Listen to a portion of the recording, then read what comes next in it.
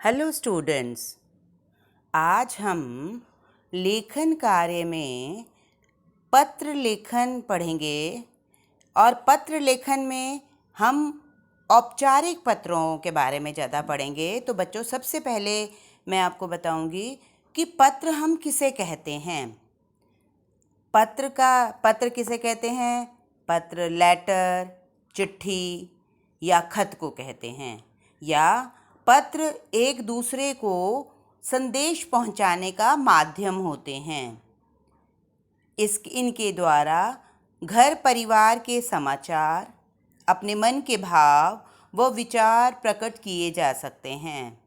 बच्चों, हम ये पत्र मित्रों को, संबंधियों को, संपादकों को, सरकारी और अर्ध सरकारी अधिकारियों को लिखे जाते हैं। पत्र लिखना भी एक कला है। बच्चों, मैंने अपने पहले वाले वीडियो में आपको बताया था कि पत्र दो तरह के होते हैं, दो प्रकार के होते हैं, औपचारिक और अनौपचारिक। औपचारिक पत्र मीन्स फॉर्मल लेटर और अनौपचारिक मीन्स इनफॉर्मल लेटर। औपचारिक पत्र किसे कहते हैं? जो पत्र जिसमें कोई निजी परिचय नहीं होता। ऐसे पत्रों में केवल औपचारिकता होती है, आत्मीयता गौण होती है, और इन पत्रों में तथ्य और सूचनाओं को अधिक महत्व दिया जाता है। और दूसरा पत्र अनौपचारिक इनफॉर्मल लेटर्स हम किसे कहते हैं? जो हम अपने संबंधियों, रिश्तेदारों, मित्रों, माता पिता को लिखते हैं, उन्हें हम क्या कहते हैं? अनौपचारिक पत्र कहते हैं। बच्चों, हमने पहले वाले वीडियो में अनौपचारिक पत्रों के बारे में बहुत डिटेल से पढ़ा था कि अनौपचारिक पत्र किसे कहते हैं, और उसका प्रारूप हमने समझा था और उसका उदाहरण भी हमने देखा था। अब हम आज जो हैं वो औपचारिक पत्रों के बारे में पढ़ेंगे कि औपचारिक पत्र किसे कहते हैं, औपचारिक पत्रों के अंतर्गत कौन कौन से पत्र आते हैं, उनका प्रारूप क्या है, ये सभी हम ध्यान से समझेंगे। सबसे पहले मैं आपको बताऊं कि एक अच्छे पत्र की क्या विशेषताएं होती हैं, चाहे वो हम औपचारिक पत्र लिखें या अनौपचारिक पत्र लिखें। सबसे हमें ध्यान देने योग्य क्या है कि अच्छे पत्र के लिए भाषा शैली हमारी सरल होनी चाहिए एवं सभ्य होनी चाहिए। दूसरी हमें क्या बात का ध्यान रखना है कि विचारों की स्पष्टता अवश्य होनी चाहिए। जिसे हम लिख रहे हैं, पढ़ने वाले उसे अवश्य समझ सकें, ऐसे हमारे लिखने की स्पष्टता हमारी होनी चाहिए। तीसरी बात क्या होनी चाहिए कि पत्र को प्रारूप के अनुसार, प्रारूप क्या होता है बच्चों? फॉर्मेट, कि उसे फॉर्मेट के अनुसार ही लिखना चाहिए ताकि वो बहुत अधिक प्रभावशाली हो। अगर हम अपना उसे प्रारूप के अनुसार, एक अच्छे फॉर्मेट के अनुसार नहीं लिखेंगे तो हमारा जो पत्र है वो गलत हो जाएगा। चौथी बात एक अच्छे पत्र के लिए क्या है कि जिस पत्र में जितनी स्वाभाविकता होगी वह पत्र पढ़ने वाले पर उतना ही अच्छा प्रभाव डालेगा। तो बच्चों, ये चार बातें हमें ध्यान में रखकर हमें पत्र को लिखना होगा। तो अब हम पढ़ते हैं कि औपचारिक पत्र कि क्या क्या प्रकार है। मैंने आपको ये तो बताया है बच्चों कि औपचारिक पत्र किसे कहते हैं? जिससे हमारा कोई निजी परिचय नहीं होता, जिसमें औपचारिकता होती है, जिसमें आत्मीयता, अपनेपन का कोई गुण नहीं होता, और इसमें तथ्यों और सूचनाओं को अधिक महत्व दिया जाता है। इसे हम क्या कहते हैं बच्चों? औपचारिक पत्र कहते हैं। तो अब औपचारिक पत्र के कौन कौन से रूप हैं, देखो अब ध्यान से। औपचारिक पत्रों में सबसे पहले है प्रार्थना पत्र। प्रार्थना पत्र में कैसे है? जैसे छात्रवृत्ति प्राप्त करने हेतु है, जुर्माना माफ़ी हेतु है, प्रयोगशाला में सुधार हेतु, प्रयोगशाला मीन्स कि लैब में कोई सुधार करना है स्टूडेंट ने और अपने प्रिंसिपल सर को पत्र लिखना है, अवकाश प्राप्ति हेतु, अवकाश में छुट्टी लेनी है, किसी भी वजह से, बीमारी की वजह से कोई ज़रूरी काम की वजह से, तो प्रिंसिपल सर को कोई प्रार्थना पत्र लिखना है, उसके लिए खेलों का सामान मंगवाने हेतु, ये सभी क्या हैं, प्रार्थना पत्र कहलाते हैं। और इन सब का फॉर्मेट एक जैसा होता है। उसके बाद है आवेदन पत्र। आवेदन मीन्स नौकरी हेतु। इसमें नौकरी हेतु कौन कौन से आते हैं, जैसे कंपनी में लिपिक पद हेतु, प्रौढ़ शिक्षा हेतु शिक्षक, बैंक में लिपिक पद हेतु शिकायती पत्र एवं अन्य सार्वजनिक पत्र। इसी प्रकार से पहला तो था प्रार्थना पत्र, दूसरा था आवेदन, नौकरी के लिए हम कैसे एक पत्र को लिखते हैं। तो तीसरा है शिकायती पत्र। शिकायती पत्र जो है वो किसी भी अधिकारी को लिख सकते हैं, लेकिन इन सब का फॉर्मेट जो है, प्रारूप जो है, वो एक जैसा ही है। शिकायती पत्रों में कौन कौन से आते हैं, जैसे जल भराव की समस्या, अगर गलियों में सड़कों में पानी भर गया है वर्षा के कारण, तो नगर निगम के स्वास्थ्य अधिकारी को अगर आप पत्र लिखते हैं, यातायात पुलिस आयुक्त को, यातायात जो है वो अगर ठीक नहीं है, भीड़ भाड़ रहती है, उसके आयुक्त को पत्र लिखना है। विधायक को एक बालिका विद्यालय की स्थापना के लिए, खाद्य पदार्थों में मिलावट की समस्या, कि खाद्य पदार्थों में मिलावट इसलिए खाद्य मंत्री को पत्र लिखना है। दमकल अधिकारी और पुलिस की लापरवाही के बारे में, जल भराव और गंदगी की समस्या हेतु, रिहायशी इलाकों में व्यावसायिक प्रतिष्ठानों को हटाने के बारे में, थाना अध्यक्ष को चोरी को रोकने के लिए नई बस सेवा आरंभ कराने हेतु, पार्क विकसित करने के बारे में, बिजली संकट दूर करने के लिए, पेयजल की आपूर्ति की समस्या, वन महोत्सव के बारे में, चौराहे की मुंह पर मूर्ति लगाने हेतु, यातायात व्यवस्था सुधारने के अभियान में अपने सहयोग देने हेतु, ये सभी कौन कौन से हैं, ये सभी शिकायती पत्र के अंतर्गत आते हैं। और चौथा है संपादकीय पत्र। संपादकीय पत्रों में क्या आता है, स्वच्छ भारत अभियान के बारे में, लाउड स्पीकरों का शोर, बिगड़ती कानून व्यवस्था हेतु, बढ़ती महंगाई हेतु, लड़कियों की घटती जनसंख्या हेतु, सूखे वृक्षों पर चिंता प्रकट करते हुए, डॉक्टरों की बढ़ती फीस और महंगी दवाइयों पर। ये सभी बच्चों के किसमें के अंतर्गत आते हैं, संपादकीय पत्रों के अंतर्गत आते हैं। और पांचवा हमारा है व्यावसायिक पत्र संबंधी। व्यावसायिक में प्रकाशक से पुस्तकें मंगवाने के लिए, किसी हम पब्लिशर से कोई पुस्तकें मंगवानी है तो क्या फॉर्मेट होता है, टेलीविज़न के ख़राब होने की शिकायत, ये शिकायती में भी आता है और व्यवसाय में भी आता है। तो बच्चों ये हमारे 5 प्रकार थे। इन पांचों प्रकार में जो 9th और 10th में जो अधिकतर ज़्यादा आते हैं आपको पत्र कफ, वो है प्रार्थना पत्र, शिकायती पत्र और संपादकीय पत्र। ये 3 का फॉर्मेट जो है वो आपको अच्छी तरह से आना चाहिए, क्योंकि 9th 10th में इन तीनों में से अधिकतर आता है। तो सबसे पहले आप देखो कि बच्चों इस के कौन कौन से अंग हैं। कौन कौन से अंग का मतलब क्या है कि औपचारिक पत्रों को लिखने के लिए कितने भागों में बांटा गया है, उसको ध्यान में रखकर हमने क्या करना है कि हमने एक फॉर्मेट बनाना है। देखो सबसे पहले है औपचारिक पत्र के अंग।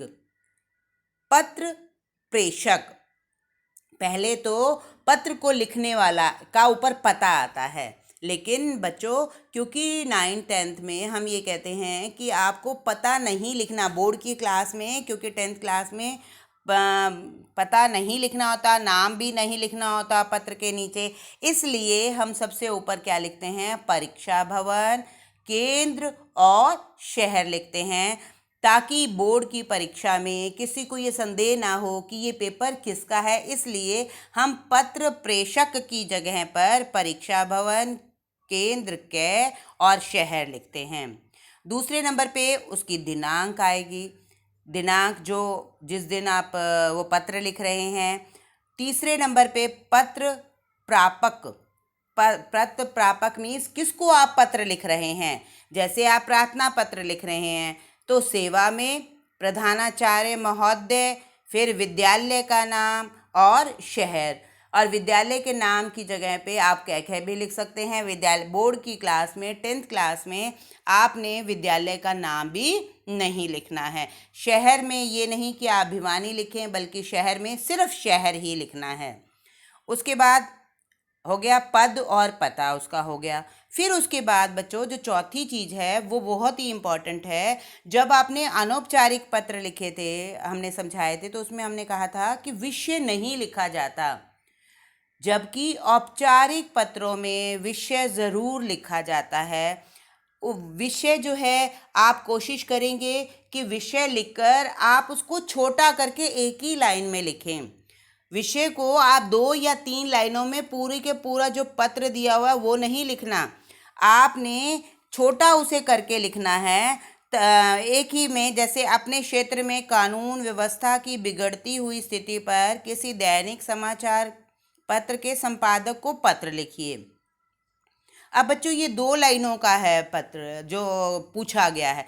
इस पर जब हम विषय लिखेंगे तो आप इसको एक ही लाइन में लिखेंगे, कानून और व्यवस्था की बिगड़ती हुई स्थिति हेतु, बस ये विषय लिखेंगे। उसके बाद है संबोधन, कि जिसको आप चाहे प्रधानाचार्य को संबोधन कर रहे हैं, संपादकीय को, अधिकारी को, क्योंकि ये फॉर्मल लेटर हैं तो इनको जो आप संबोधन करेंगे तो इनका जो संबोधन है वो आप किसी भी आदरणीय आदर सूचक इनका संबोधन करेंगे। श्रीमान जी, महोदय, आदरणीय श्रीमान जी, कुछ भी आप मतलब आदर पूर्वक इनका संबोधन करना है। उसके बाद नेक्स्ट है 6 नंबर पर, इन पत्रों में अभिवादन नहीं होता। अभिवादन का मतलब ये है, जैसे हम अनौपचारिक पत्रों में बच्चों माता पिता को लिखते थे चरण स्पर्श, मित्र को नमस्ते बाद में लिखते थे, लेकिन ये क्योंकि औपचारिक पत्र हैं, हमारी ये कोई आत्मीयता नहीं है, तो इसमें अभिवादन की आवश्यकता नहीं होती। उसके बाद है मूल विषय या विषय वस्तु। जो हम विषय वस्तु है उसके हम 2 पैराग्राफ भी बना सकते हैं और 3 पैराग्राफ भी बना सकते हैं। 2 पैराग्राफ तो आप ज़रूर बनाओ, पहले आप लिखो आप, फिर उसके बाद मैटर के बारे में लिखो और लास्ट में उसका कंक्लूज़न करके, और लास्ट में जो है जब मैं प्रारूप बताऊंगी तब आपने लिखना है क्या लिखेंगे आप। और उसके बाद पत्र की समाप्ति धन्यवाद या धन्यवाद सहित। इसमें जो औपचारिक पत्र हैं उसमें पत्र की समाप्ति पर धन्यवाद ज़रूर लिखेंगे, क्योंकि चाहे शिकायती पत्र कर रहे हैं, प्रार्थना पत्र आप दे रहे हैं, संपादकीय हैं, तो नीचे समाप्त करके पत्र को और उसके बाद धन्यवाद ज़रूर लिखेंगे। आत्मनिर्देश में जैसे प्रार्थना पत्र है तो उसमें आपका आज्ञाकारी, शिष्य या प्रार्थी आ सकता है। और कोई भी ऑफिशियल लेटर लिखते हैं, किसी भी अधिकारी को लिख रहे हैं, संपादकीय को लिख रहे हैं, डाकपाल विभाग को, बिजली अधिकारी को, बस के महाप्रबंधक को, बिजली विभाग को, किसी भी अधिकारी को आप लिख रहे हैं तो उन सभी के नीचे जो है वो भवदीय आता है। और प्रार्थना पत्रों में हमेशा आपका आज्ञाकारी शिष्य या प्रार्थी आप लिखेंगे, और उसके बाद अपना नाम नहीं लिखेंगे बल्कि क कुमारी या क ख ग या क कुमार लिखेंगे। तो बच्चों ये तो थे औपचारिक पत्रों के अंग कौन कौन से हैं। अब बच्चों इसका एक बार फॉर्मेट देखो, इस पत्र का प्रारूप देखो कि इसको हम लिखेंगे कैसे, कैसे लिखा मैंने आप इसमें एक फॉर्मेट लिख के भी दिखाया है कि कैसे लिखेंगे। सबसे पहले परीक्षा भवन, फिर केंद्र कै, फिर शहर, फिर एक लाइन छोड़कर दिनांक, फिर उसके बाद लाइन छोड़कर फिर सेवा में, फिर प्रधानाचार्य महोदय, फिर विद्यालय का नाम और शहर, और फिर एक लाइन छोड़ेंगे और फिर विषय, फिर आप एक लाइन छोड़ेंगे। विषय के लिए मैंने आपको बताया है कि एक कोशिश करें कि आप एक ही लाइन में शॉर्ट करके आप विषय लिखेंगे। फिर उसके बाद श्रीमान जी, महोदय, आदरणीय महोदय, आप आदरपूर्वक सूचक करके और फिर आपने पत्र को शुरू करना है। प्रार्थना पत्र हमेशा बच्चों सविनय निवेदन से शुरू होता है या नम्र निवेदन से शुरू होता है। हमेशा ही जो पत्र हैं, प्रार्थना पत्र हैं, वो सविनय निवेदन या नम्र निवेदन से शुरू होते हैं और उसके बाद आप विषय लिख लीजिए। और 2 पैराग्राफों में पहले तो आप अपना परिचय दीजिए कि मैं इस विद्यालय में ये कक्षा में पढ़ता हूँ, और फिर उसके बाद विषय लिखो पैराग्राफ को चेंज करके, और फिर लास्ट की लाइन में आपने ज़रूर कि कृपया मेरा ये काम करिए, और फिर धन्यवाद करके फिर प्रार्थी, आपका आज्ञाकारी शिष्य या शिष्या, और फिर क ख घ लिखेंगे, नाम की जगह पर क ख घ, और रोल नंबर भी लिखेंगे। तो ये तो थे प्रार्थना पत्र। ऐसे ही शिकायती पत्र कोई भी आ जाएगा तो सिर्फ शिकायती या संपादकीय पत्र अगर कोई भी आ जाता है तो उसमें आपने ऊपर का दिनांक तक तो बिल्कुल वैसे का वैसा ही लिखना है। सेवा में लिखने के बाद जैसे हमने प्रधानाचार्य लिखा है, तो आप अगर फॉर एग्जाम्पल संपादकीय पत्र लिखते हो तो मुख्य संपादक लिखोगे प्रधानाचार्य की जगह पर, प्रधान संपादक, संपादक महोदय, या आप डाकपाल डाक विभाग को लिख रहे हो, चिट्ठी नियमित रूप से नहीं आती तो मुख्य डाकपाल अधिकारी, स्वास्थ्य अधिकारी को लिख रहे हो तो स्वास्थ्य अधिकारी, और नीचे जैसे हमने विद्यालय का नाम लिखा है तो यहाँ पर हमने विभाग का नाम लिखना है। तो आप जैसे डाकपाल विभाग, बिजली है तो बिजली अधिकारी, बिजली विभाग, ऐसे ही स्वास्थ्य अधिकारी को लिख रहे हो तो नगर निगम लिखोगे। और अगर आप संपादकीय पत्र लिख रहे हो तो दूसरी लाइन में आपने या तो आया हुआ है कि किसी भी अखबार के संपादक को, तो आपने किसी भी अखबार का नाम लिखना है बच्चों।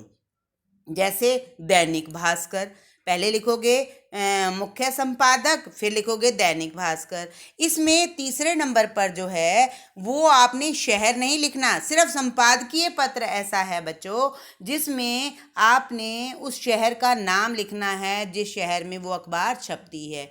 जैसे दैनिक भास्कर आप लिखते हैं तो दैनिक भास्कर कहाँ छपती है? हिसार में, तो फिर आपने नीचे लिखना है हिसार, फिर आपने लाइन छोड़नी है, फिर विषय, और फिर वैसे ही महोदय। संपादकीय पत्रों में जैसे शिकायती पत्र है, प्रार्थना पत्र है, उसमें तो आप पहले लिखोगे ना, अपना परिचय दोगे कि भाई मैं इस मोहल्ले का रहने वाला हूँ और जल भराव के कारण जो है वो हमारी पूरी गली जो है वो बहुत ही परेशानी में है, तो आप स्वास्थ्य अधिकारी को लिख रहे हो। लेकिन संपादकीय पत्र अगर आ जाता है तो संपादकीय पत्र में आपने जो पहला पैराग्राफ बनाना है, आप लिखेंगे कि मैं आपकी लोकप्रिय समाचार पत्र दैनिक भास्कर का नियमित पाठक हूँ और मैं समाज में हो रही कानून और व्यवस्था पर बिगड़ती हुई स्थिति पर अपने विचार व्यक्त करना चाहता हूँ। आशा है कि इसकी उपयोगिता को समझते हुए आप पाठकों के स्तंभ में इसको अवश्य स्थान देंगे। मतलब पहले उनके समाचार पत्र के बारे में 2-1 लाइनें लिखकर सेकंड पैराग्राफ में जो है आपने क्या करना है, उस विषय के बारे में बड़े डिटेल में देना है, और लास्ट में लिखेंगे कृपया आप मेरे इन विचारों से सहमत होंगे और इन विचारों को निवेदन है कि इस विचारों से सहमत होगा, इसके प्रति उचित कार्रवाई भी करेंगे। फिर धन्यवाद लिख के और फिर भव दिए और कहेंगे। तो बच्चों आपको औपचारिक पत्र जो हैं आशा है समझ आ गए होंगे। धन्यवाद।